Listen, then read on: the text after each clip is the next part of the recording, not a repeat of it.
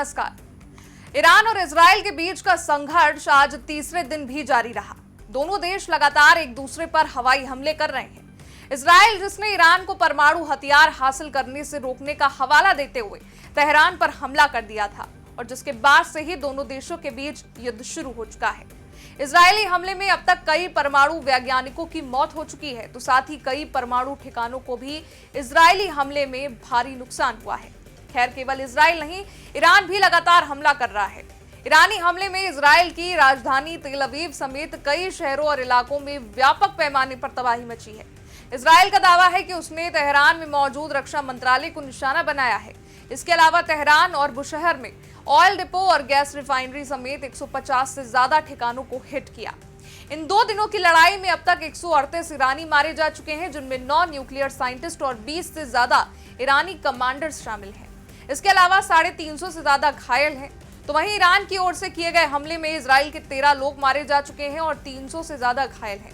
Iran ने 3 Israeli F-35 विमान गिराने का भी दावा किया है। बता दें कि इजराइल लंबे वक्त से ईरान के खिलाफ अपने सैन्य अभियान पर काम कर रहा था और 2 दिन पहले उसने ऑपरेशन राइजिंग लायन लॉन्च कर ईरान के कई सैन्य और परमाणु ठिकानों पर हवाई हमला किया। अमेरिका ने एक तरफ पहले इस हमले से किनारा ले लिया था, लेकिन कल अमेरिकी राष्ट्रपति डोनाल्ड ट्रंप ने कहा कि उन्हें इस मामले की जानकारी थी।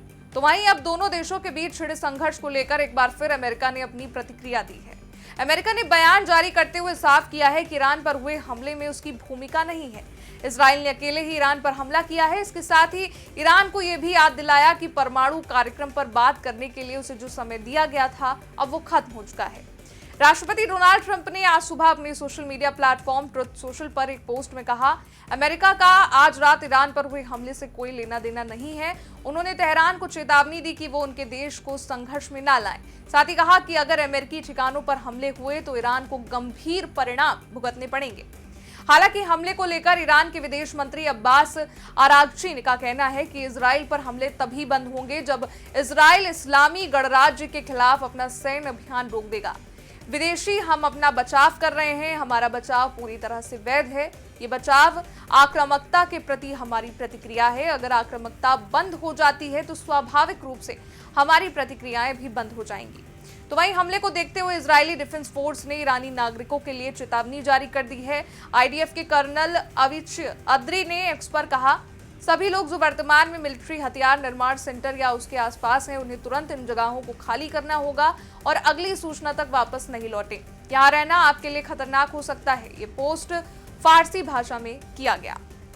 देखा जाए तो दोनों देशों के बीच ये जंग परमाणु हथियार को लेकर ही छिड़ी है और इसी का कारण है कि लगातार इजराइल ईरान के परमाणु बेसिस पर हमला कर रहा है, जिस पर ईरान की प्रतिक्रिया भी सामने आई है। ईरान के विदेश मंत्री अब्बास अरागची ने तेहरान में राजनयिकों के सामने देश के न्यूक्लियर प्रोग्राम पर अपना रुख साफ करा है।